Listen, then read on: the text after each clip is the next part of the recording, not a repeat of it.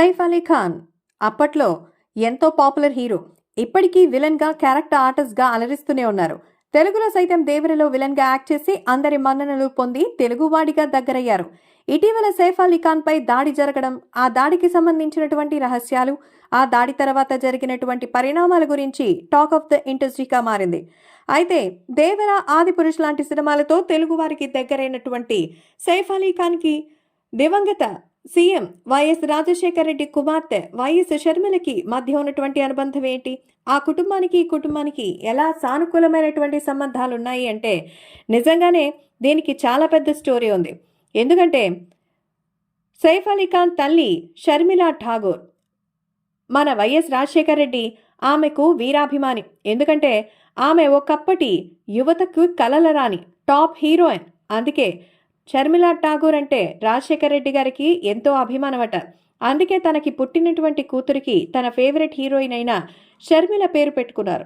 మన తెలుగు వాళ్ళకి అంతగా ఈ పేరు పెట్టుకోరు, ఉత్తరాది వాళ్ళే పెట్టుకుంటారు. ఈ రకంగా దేవర విలన్ సైఫ్కు వైఎస్ఆర్ మధ్య ఉన్నటువంటి చిత్రమైన అనుబంధం అదే.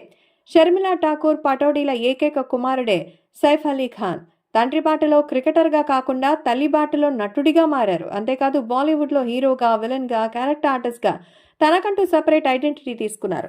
సో సైఫ్ అలీ ఖాన్ బాలీవుడ్లో టాప్ హీరోకి తక్కువ, సైడ్ హీరోకి ఎక్కువ అన్నట్టు కెరీర్ ఎప్పుడు సెకండ్ స్టేజ్ హీరోలనే రాణించారు. మొత్తానికి ప్రాపర్టీ విషయంలోకి వస్తే ఆయన ఒక ఇంటి ఖరీదే 800 కోట్లు. అయితే ప్రస్తుతం ఆయన మీద అటాక్ జరిగినటువంటి ఆ విషయానికి వస్తే బాండ్రాలో ఆయన ఒక అపార్ట్మెంట్లో ఉంటున్నారు. అది ఓన్ ఫ్లాటే. అంటే షూటింగ్స్కి, మిగతా కార్యక్రమాలకి దగ్గరగా ఉంటుందని సిటీలో తీసుకున్నారు. బాంబేలో 100 కోట్లున్న ఇంటి స్థలం దొరకడం అంత ఈజీ కాదు. సో మొత్తానికి పటౌడీ ప్యాలెస్ అంటూ యానిమల్ సినిమా తీసిన ఇల్లు ఎవరిదో కాదు, సైఫ్ అలీ ఖాన్దే. అలాంటి అద్భుతమైనటువంటి 1000 కోట్లు ఉన్నటువంటి వ్యక్తి.